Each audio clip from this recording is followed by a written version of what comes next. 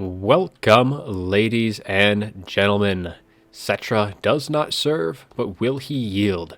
The Tomb Kings will face off against the Beastmen today, as we have Legion leading the Tomb King forces, and we have Tesla leading the Beastmen. So for the Tomb Kings, we do have Settra the Imperishable going to be leading the forces on his War Sphinx, and he does have Neru's Incantation of Protection, Incantation of Cursed Blades, as well as Unyielding Will, giving a +5 to melee attack and melee defense to all of the surrounding units, the Restless Dead, and the Curse.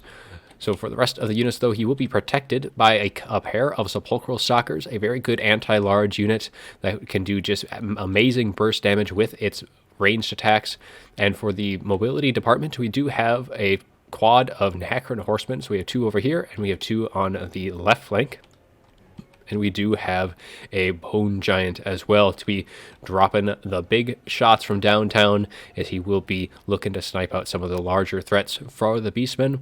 But for the front line, we do have Skeleton Warriors mixed in with some Skeleton Spearmen. Pretty standard for the most part. We do have a pair of Tomb Guard as well, though, that will be flanking Settra himself. Tried a little bit of extra stopping power against the Beastmen, and the Beastmen usually won't have too much in the forms of elite infantry, though they do have to worry about things like Bestigors, the Minotaurs, and the Chaos Spawn.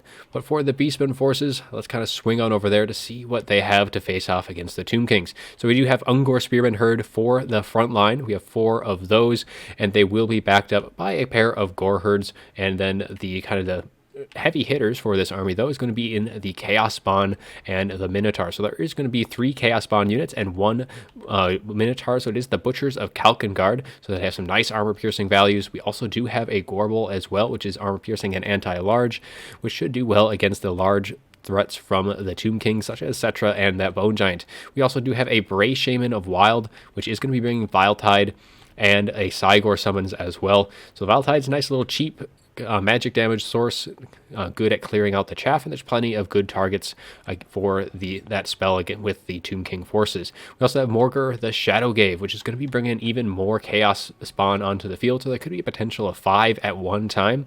So we have the Stave of Ruinous Corruption and the Spirit Essence of Chaos. So some nice summons to kind of really muck things up. There isn't really a whole lot of disruption that the Tomb Kings can really have disrupted other than the Bone Giant. We do have a pair of Centaurs as well off into the tree line, a little bit of mobility to help contend against the Nahakran Horsemen. But those are going to be our armies, so let's get this show on the road, as both armies are going to slowly engage one another. Now the Bone Giant's just going to be raining shots from downtown, and boy is he connecting early on. These Chaos Spawn have already lost a couple models to the shots, and that is a very good value coming from that Bone Giant so early on in the match. And really that's going to be its target is going to be these large targets. So the Chaos Spawn and the Minotaurs are really going to be what it's going to be wanting to shoot at, and peeling off another model there. And the Tomb King, they can just kind of back up at this point, though they have kind of got a little caught out with by the Centaurs here, who are going to be doing some decent damage to these Nahakran Horsemen. Now, the other unit of Nahakran Horsemen is going to look to get a nice little rear charge into one of them, kind of peel things off. The Neru's Incantation of Protection giving some nice 44% missile resist, while the Sepulchral Stalkers are just raining fire in from the range. And now the rest of the armies are going to start engaging. These Tomb Guard will do excellent against these Ungor Spearmen Herd, but as soon as these Chaos Spawn and the Minotaurs come in, that's going to be a different story, as the Beastmen will suffer a little bit from leadership, but having all these Chaos Spawns are very nice anchors in the formation, and the Tomb Kings do kind of struggle a bit against very large targets. Now the Sepulchral Stalkers and the Bone Giant is kind of what they have brought to answer that call.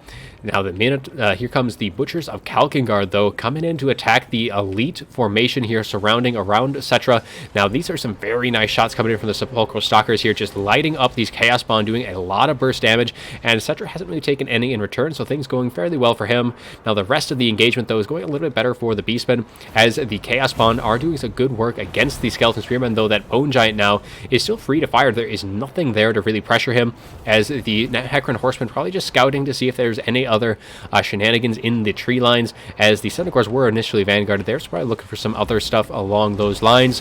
But the Sepulchral Stalkers are starting to take quite a bit of damage, actually, from the Gorbel and the Butchers of Kalkengard, as they have been caught out in melee, and they aren't really the best in melee, even though they are anti-large. Their strength really is in their ranged attacks.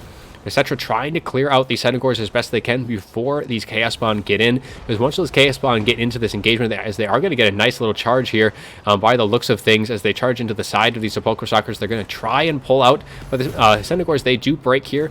The rest of the formation, though, going fairly well, as most of these Beastmen have been able to really break down the Tomb King forces, as the Tomb Kings have been very spread out throughout the course of this match. And it looks like we do have a summon coming in from the Beastmen, going to be, actually no, this is going to be the Ushabti summon coming in, looking to get some rear charges off, try and clean up these Chaos Spawn as quickly as they can to clear up their formation, allow them to regroup with Settra, who is going to be over on this far flank here, still engaged with these Chaos Spawn and the Butchers of Kalkengard. And the Butchers of Kalkengard are just racking up the value here. They already have they have only 13 kills, but it has been against Sepulchral Stalkers and the Necron Horsemen for the most part, and Settra is just getting bogged down now by the Chaos Spawn.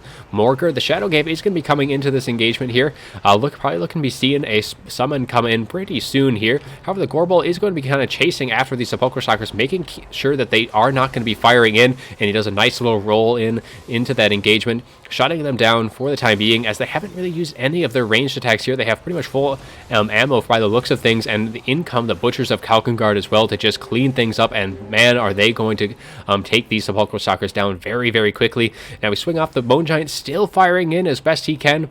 However, things are not looking so great, as these Chaos Spawn have just been able to clear up all of the chaff infantry for the Tomb King forces. As you look, just haggard units everywhere. Now the Bray Shaman Wild has been taken out of the picture for the time being, but these units of Tomb Guard getting hung up on the Gore Herd, as that will probably allow that Bray Shaman to come back and use some of its summons in that late game.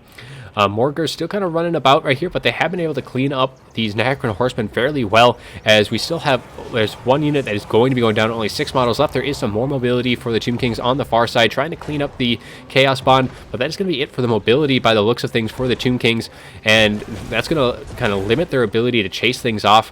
That's really the strength of this matchup for them, is being able to clear up those routing Beastmen forces as they get routed off. But of course, with these Chaos Spawn, that does make things a bit harder for them. And I haven't seen any of the summons yet from Morgur yet. He still is at full health, so he won't be using his second summon, but he's saving that other summon in his back pocket for when he needs it most. Doesn't need to use it so quickly. Now these Tomb Guard are getting broken down a bit by these Gore Herd, though they should be able to win this engagement against those two units and then turn their attention fully onto that Bray Shaman. But here comes Settra the Imperishable, looking to really expedite that process a bit by getting a nice charge in, and he should terror out these two units off the charge, and away they do go. They are both terrified, and that Bray Shaman should be going fairly soon as well. But here comes the Gorbel, and there is one of those Cygor summons coming in to assist in that engagement, and I wouldn't be surprised if Morgur tries to come in to bog down Settra with his summon fairly soon here. However, Settra's trying all he can to get rid of this Bray Shaman as quickly as possible,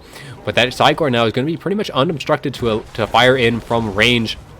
It looks like he's going to elect instead to get into the melee engagement to really try and keep Settra pinned down as best he can, allow him and these Butchers to do a ton of damage once they are fully engaged. And that Bone Giant, using up all of his ammo, is now very, very far away from Settra, and it looks like it is going to be army losses, though, as the Beastmen are very likely to take this one any second now, as army losses do take, and the Tomb Kings will fall to the Beastmen. Let's take a look at the after battle report.